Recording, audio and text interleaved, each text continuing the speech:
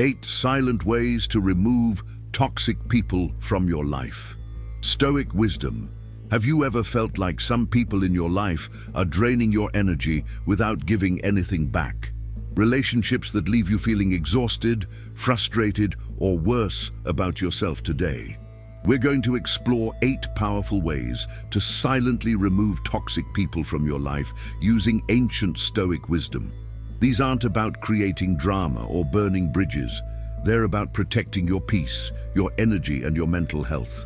Through quiet, decisive action, the Stoics understood something profound about human relationships. Not everyone deserves access to your time, your energy, or your emotional space. Marcus Aurelius wrote, "You have power over your mind, not outside events. Realize this, and you will find strength." This applies perfectly to the people we allow in our lives. We cannot control how others behave, but we can absolutely control how much access we give them to our world. These 8 strategies will help you reclaim your power, protect your peace, and create space for relationships that actually serve your growth and happiness. But before we dive deep into these life-changing methods, I want you to understand something crucial. Removing toxic people from your life isn't cruel. It's self-care. It's choosing your mental health over someone else's comfort. It's prioritizing your growth over their dysfunction. It's saying yes to your peace by saying no to their chaos. So if you're ready to take back control of your social environment and create space for people who actually add value to your life, stay with me, because what you're about to learn could transform everything about how you handle difficult relationships. Method 1. The slow fade, gradual distance without drama. The slow fade is perhaps the most elegant way to remove someone toxic from your life. It's like slowly turning down the volume on a song until it's barely audible. Then eventually, silence. This method works because it doesn't create confrontation or give the toxic person ammunition to use against you. Instead of a dramatic exit, you simply become less available, less responsive, less present in their life. Here's how it works. When they text you, take longer to respond. When they call, you're often busy. When they invite you out, you have other plans. The key is consistency and patience. You're not ignoring them completely.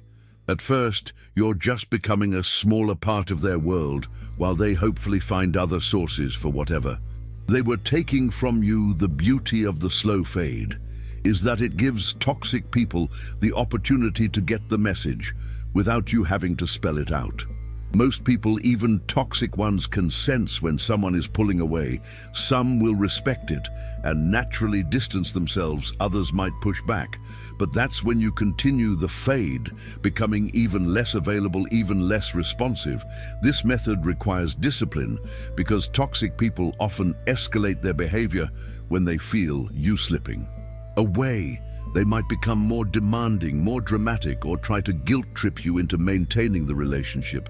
But remember, their escalation is proof that the relationship was never really about mutual benefit. It was about what they could extract from you.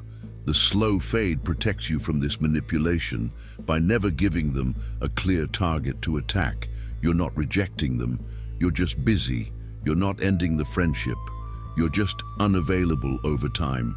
What happens naturally is that the relationship dies of neglect, and both parties move on to other connections. It's clean, it's peaceful, and it works. Method 2, strategic unavailability, controlling your accessibility. Strategic unavailability is about becoming a limited resource. Instead of being constantly at someone's beck and call, you become selective about when and how you engage. Toxic people thrive on unlimited access to your time, your attention, and your emotional energy. They expect you to be available whenever they need something, but rarely reciprocate when you need support. Strategic unavailability breaks this pattern by making your time and attention precious and earned, rather than freely given. Start by no longer immediately responding to every text, every call, every request for attention. Create boundaries around when you're available and when you're not. For example, Maybe you don't respond to non-urgent messages after 8 p.m., or perhaps you designate certain days as communication-free days when you focus entirely on your own needs. The key is to communicate these boundaries not through explanation, but through action. You don't need to tell them about your new boundaries. You simply implement them when toxic people realize they can't reach you whenever they want. Two things typically happen: either they respect your new boundaries and adjust their behavior, or they reveal their true colors by becoming demanding, angry, or manipulative. If they choose the second option, you have all the confirmation you need that this person doesn't respect you or your well-being, and you can continue implementing the other methods in this video. Strategic unavailability also has the side benefit of improving all your other relationships. When people know your time is valuable, they tend to appreciate it more and make better use of the time you do share. Remember, availability is a choice, not an obligation. You get to decide who deserves access to your time and energy, and toxic people rarely make that list. Method 3. The information diet, limiting what you share. One of the most powerful ways to distance yourself from toxic people is to stop feeding them information about your life. Toxic individuals often use personal information as ammunition or as topics for gossip, drama, and manipulation. The information diet is exactly what it sounds like. You put them on a strict diet of bland, surface-level information while keeping the rich, meaningful details of your life private. Instead of sharing your struggles, your victories, your plans, or your emotions, you stick to safe topics, the weather, current events, or generic pleasantries. When they ask how you're doing, you respond with fine thanks. When they want details about your weekend, you say it was nice. When they probe deeper, you change the subject. This method is particularly effective because toxic people often fuel their behavior with the personal information you provide them. They use your vulnerabilities against you, your successes to feel jealous, your plans to interfere, and your emotions to manipulate you by putting them on an information diet. You remove their power source. They can't use what they don't know. They can't manipulate what you don't share over time. These relationships naturally become more superficial and less frequent because toxic people lose interest when they can't extract the emotional or personal content they're seeking. You'll notice that without deep personal information to work with, these individuals have less to say to you and less reason to seek you out. The information diet also protects your privacy and your peace of mind, knowing that your personal business isn't being shared, analyzed, or used against you by someone who doesn't have your best interests at heart. Remember, intimacy is earned, not owed. You don't owe anyone access to your private thoughts, your personal struggles, or your detailed life story, especially not people who have proven they can't handle that information responsibly. Method 4. Energy matching. Giving only what you receive. Energy matching is a powerful concept that can transform your relationship dynamics. It's simple in theory. You give back only the same amount of energy, effort, and care that you receive. This method works because it creates immediate balance in your relationships and exposes one-sided dynamics that may have been hidden before. Here's how it looks in practice. If someone texts you with one-word responses, you respond with equal brevity. If they take days to respond to you, you take days to respond to them. If they only contact you when they need something, you only make yourself available for requests, not casual conversation. If they show little interest in your life, you mirror that same level of interest in theirs. Energy matching is not about being petty or keeping score. It's about maintaining healthy boundaries and ensuring that your relationships are built on mutual respect and reciprocity. Toxic people often rely on your higher energy investment to maintain the relationship. They might give you 20% effort while expecting 100% from you. When you start matching their energy, one of two things will happen. Either they'll recognize the imbalance and step up their effort to match yours, or they'll reveal that they were only in the relationship for what they could take. If they choose to step up, you might be able to salvage the relationship and build something more balanced. If they don't, you've learned everything you need to know. Energy Matching also protects you from burnout and resentment. When you're constantly overgiving in relationships, you exhaust yourself and build resentment toward the other person by matching their energy. You ensure that you're not depleting yourself for someone who isn't equally invested in the relationship. This method is particularly effective with people who have become accustomed to taking more than they give it, forces them to confront the reality of their behavior without you having to explicitly call them out. Remember, healthy relationships require investment from both parties. If you're the only one putting in real effort, it's not a relationship, it's charity. And you get to choose whether or not you want to continue being charitable to someone who doesn't appreciate it. Method 5, the gray rock technique, becoming uninteresting to toxic people. The gray rock technique is one of the most effective methods for dealing with toxic individuals who seem to thrive on drama, conflict, and emotional reactions. The concept is simple. You become as uninteresting as a gray rock, bland, unreactive, and emotionally neutral in all your interactions with the toxic person. Toxic people, especially those with narcissistic tendencies, feed off emotional reactions, both positive and negative. They want to see that they can affect you, make you angry, make you sad, make you excited, or make you engage in dramatic exchanges. When you become a gray rock, you remove their primary source of entertainment and satisfaction. Here's how to implement the gray rock technique. Keep your responses short and neutral. Instead of explaining, defending, or engaging you, respond with phrases like, "Okay, I see that's interesting," or simply, Avoid sharing personal information, emotions, or opinions. Stick to facts when necessary and keep everything surface level. Maintain neutral body language. Don't give them the satisfaction of seeing you upset, annoyed, or reactive. Keep your facial expression calm and neutral. Don't argue or defend. Toxic people often try to bait you into arguments by making provocative statements or accusations instead of taking the bait. You simply acknowledge what they've said and move on. Keep conversations brief, don't elaborate. Don't ask follow-up questions, and don't volunteer additional information. Answer what's necessary and nothing more. The gray rock technique is particularly effective because it's not confrontational. You're not telling them to leave you alone. You're not explaining why their behavior is problematic. You're simply becoming boring to interact with over time. Most toxic people will lose interest and move on to someone who provides the emotional reactions they're seeking. However, be prepared for an extinction burst when you first implement this technique. Toxic people may escalate their behavior temporarily, trying to get back the reactions they're used to receiving. This escalation is actually a good sign. It means the technique is working and they're becoming desperate to regain their power over you. Stay consistent during this period.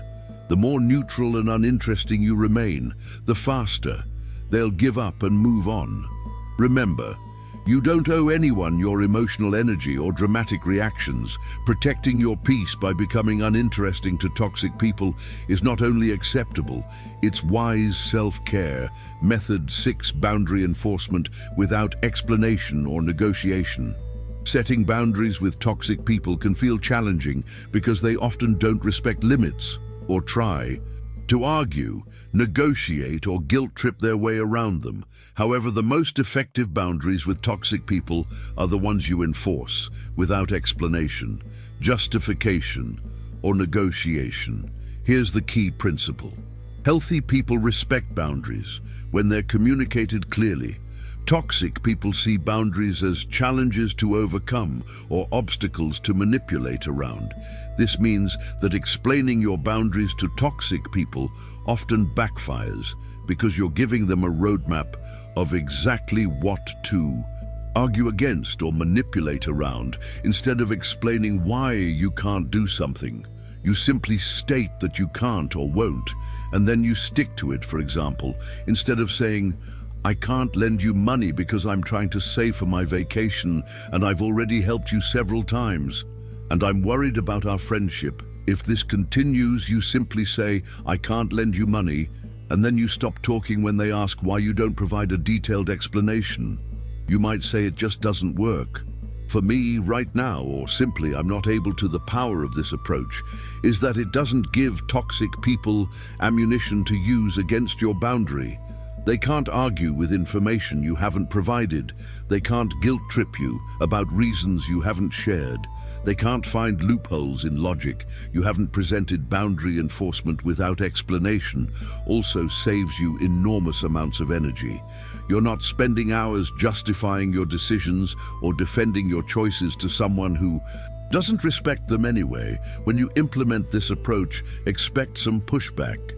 Toxic people are accustomed to wearing you down with arguments, guilt trips, and emotional manipulation. They may become angry, accuse you of being cold or unreasonable, or try to make you feel guilty for having boundaries.